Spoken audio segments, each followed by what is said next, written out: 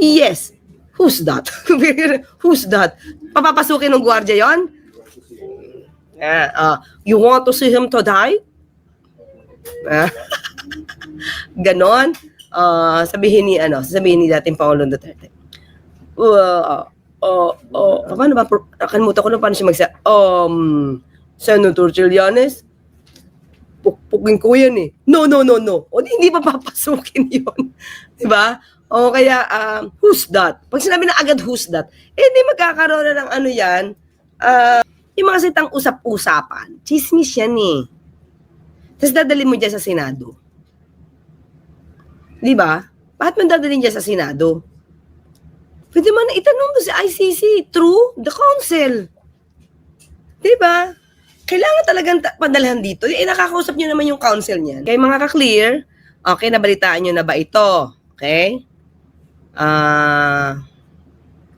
Okay. Paninig mo natin muna to ha. Ito yung konteksto.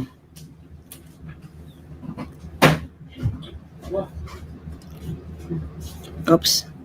Meron po mga usap-usap. Gusto ko lamang din pong kunin po ang atensyon ng ating mga kasama na kami po kasi ay nangangamba. Kasi meron pong mga usap-usapan na yung dati pong senador na si Antonio Trillanes ay nagpunta daw po sa The Hague at ang pinaniniwalaan po ng karamihan ay siya po ay nagpunta mismo sa kulungan ni dating Pangulong Rodrigo Roa Duterte. Nais lang po sana namin itong malinawan, hindi po kailanman na meron pong pupunta na tao na hindi mo gustong makita. Yun po tatanungin ka muna ng gwardiya kung gusto mo bang makita itong taong ito. Yun lamang po, gusto lamang po naming malinawan kasi meron na pong matinding sakit si Tatay Digong. Sa kasalukuyan po, siya po ay meron ng tinatawag nating early signs of dementia. Kaya sana lang po, malinawan po namin to. Maraming salamat po, Ginoong Pangulo. Sana namin itong malinaw. Mo sa kulungan, po ng karamihan, ay siya po ay nagpunta daw po sa pong senador na si Antonio Trillanes. Titignan natin bawat word Sandali lang. Gusto ko lamang din pong kunin po ang atensyon ng ating mga kasama na kami po kasi ay nangangamba. Kasi meron pong mga usap-usapan na... Ito na naman, mga ka-clear. Ito yung sasabi natin Yung mga sitang usap-usapan, chismis yan Tapos dadalhin mo dyan sa Senado. Diba? Bakit mo dadalhin dyan sa Senado? Pwede man na itanong doon sa ICC through the council. Diba? Kailangan talagang padalhan dito. Nakakausap nyo naman yung council niyan. Si Kaufman, na madaling mahilig mag-twist ng facts. Yun nga lang, baka mag-twist ng facts. Hindi na alam kung anong katotohanan. Hindi, tanungin nyo, di ba? May nakapasok ba dyan? Ha? Tinan niya, pati mo nga sa CCTV kung nakapasok dyan. Mare-record naman yan, mahigpit po sa ICC, mga ka-clear. Kasi sabi ko nga, di ba pumunta ako dyan nung Christmas vacation, Christmas season, walang hearing. Ang hirap po, may ID po. Actually, ilang kami? 4 po kami. Ako, asawa ko, 2 kong anak. Pero ako lang po yung nakapasok kasi ako lang may dalang driver's license sa wallet. Yung mga passport ng pamilya ko, iniwan nila sa hotel. So wala silang dalang ID, maliban sa photocopies ng passport nila. So, ako since wala naman akong dadalawin, doon lang ako sa vicinity, titinan ko lang. So walang problema, so binigyan ako ng ID. Diba? Sa ICC to, sa ICC to mismo. So, I doubt na kung sino-sino lang ang pwedeng pumasok dyan, especially sabi nga niya, na hindi pwedeng dalawin ang tao, yung mga naka-detain, ng mga taong ayaw niya. Di ba, binanggit nga natin yung nag-welfare check from the Philippine Embassy. Di ba sinasabi nga dito na hindi pwedeng papasukin hanggat walang permiso ang bibisitahin. Di ba? So dito, kung usap-usapan to, definitely chismis na naman to Senator Robin Padilla. Di ba? So pag chismis na naman dyan, dadali mo dyan sa podium dyan? Sa plenary? Tapos nangangamba ka. Ito, ang tingin ko, is always the paawa effect. Paawa. Kasi sa akin, wala siyang value. para pag-usap niyan. Bakit? Kasi meron silang paraan kung paano malalaman ang katotohanan diyan.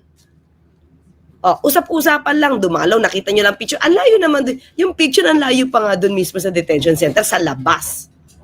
Diba? Pati nyo tanongin si Kaufman kung nakadalo, makikita naman sa records yun eh. Tapos kasi baka ayaw niya pumunta dyan kasi may early sense of dementia. Maipasok lang yung issue. Mapaawa lang. Diba? Hindi may mga words niya.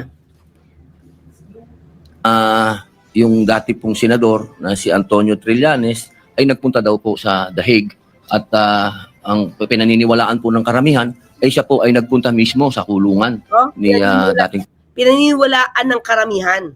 So, kung pinaniniwalaan yan, you have the access. Through VP Sara. Through the council. Kasi kung pumasok sa loob ng kulungan yan, naiano na yan ng ano? Naiipakalat na yan. Diba? Naipakalat na yan. Bakit nandyan yung ICC? Nandiyan si Pangulong Duterte, nandiyan yung lawyer. Ba't kailangan madali mo pa dyan sa Senado? Makikita nyo dito tuloy. Makikita nyo tuloy dito. Sino ba talaga ang pinangangalagaan nito? Senator Robin. Diba? Taong bayan ba? Interest ba ng taong bayan? O interest ng mga Duterte? Diba? Kailangan talaga dyan padali ng issue? Pangulong Rodrigo Roa Duterte. Nais lang po sana namin itong malinawan. Hindi po kailanman namin. Di mo ba kaya maliwanagan? Ang dalas-dalas nyo nga sa dahig. Nakakadalaw naman si Vice Presidente. Nakakatawag. Sabi nga dyan, sabi ni Senator Trillanes, merong access ang dating Pangulong Duterte na makatawag. Meron pong pupunta na tao na hindi mo gustong makita. Yun po, tatanungin ka muna ng gwardiya kung gusto mo bang makita itong taong ito. Yan pala, alam mo pala tatanungin pala ng gwardiya. Diba? So ngayon, nakalimutan na, may dementia na, diba? Sabi niya, may mukhang early signs of dementia. So ibig sabihin, nakalimutan niya na si Trillanes. Pag sabi, nandito po si dating Senator Trillanes, Mr. President, you have another visitor. By the name, former Senator Trillanes. Yes. Yes. Who's that? Who's that? Papapasukin ng gwardiya yon? You want to see him to die? Ganon.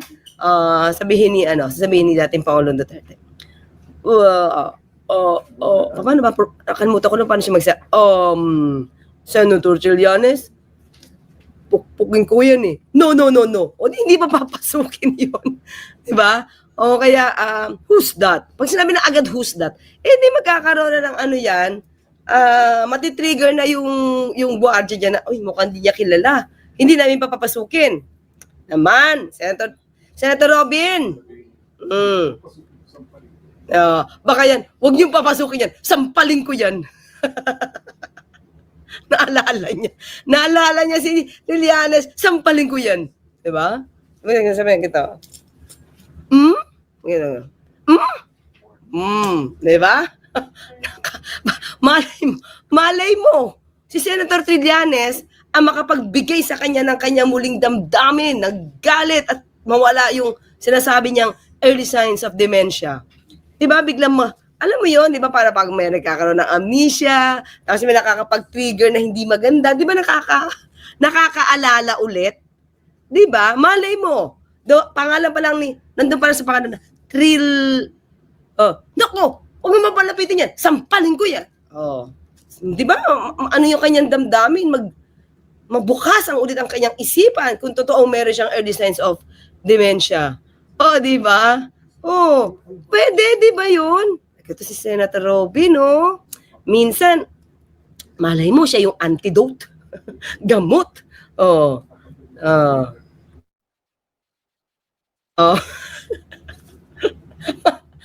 Baka medra, sabi nung gwardiya, by the way, Mr. President, he has this document. If you want to read, we will give you the advance copy. Ayan. And what's that? What are those documents? Sabi, what are those documents? Put. Yeah, put. Yeah. Oh, Mr. President, waiver. Waiver of bank secrecy. Waiver of bank secrecy. Tell him, sampalin ko yan. Diba? Oh, nakalimutan niya. Naalala niya yung bank secrecy. Diba? Waiver. Diba? Oh, yun na. Senator talaga, oh. But anyway, sige, ito yung sagot ni Senator Tilla. Ay, pakita ko pala sa inyo to, ha? Pakita ko na sa inyo to, ha? Para kabataan to ni Robin. Tingnan natin, ha? Bago natin ipakita tong salita ni Senator Tilla. Pakita ko lang to.